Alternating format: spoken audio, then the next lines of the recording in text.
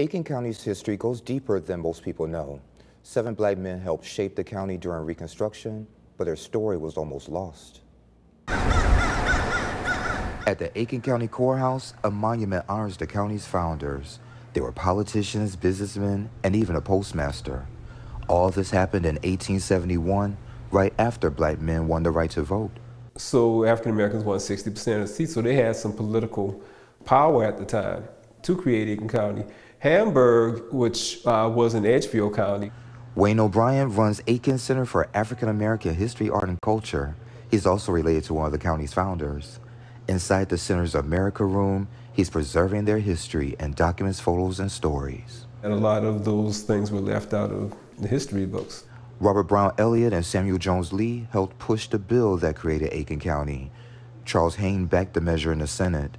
And then there's Prince Rivers, formerly enslaved. He became a soldier, Hamburg's mayor, and later a judge before losing power ahead of the massacre. Colonel Higginson, he was a white officer, came down from Massachusetts to command the South Carolina 1st.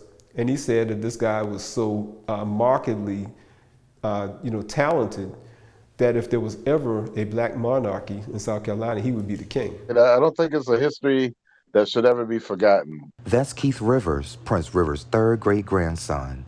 He first heard about Prince as a kid, listening to his great-grandmother's stories. We traced Prince's ancestry records and found him.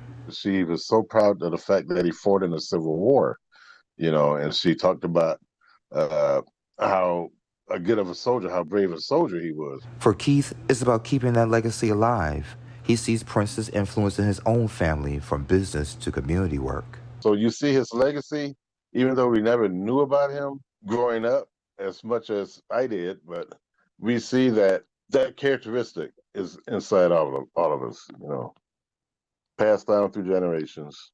Now, leaders want students to learn this history. Thanks to the center, teachers are bringing it to life. And the center's Wall of Fame honors civil rights leaders, inspiring future ones. And so the mirrors are there so that as we're telling them about these great people who made the wall, that one day you're going to do something great, and then maybe your face can be on this wall and they can start visualizing themselves on a wall of fame somewhere. Out of Aiken County's 7 black founders, only 2 have marked graves, one in Columbia and the other here in Aiken County. The legacy of these great men lives on. So even if you're 80 years old and you come in and you say, I never heard this before, well, you can still build on that. You don't have to stop. And you can find more information on the center on WJBF.com.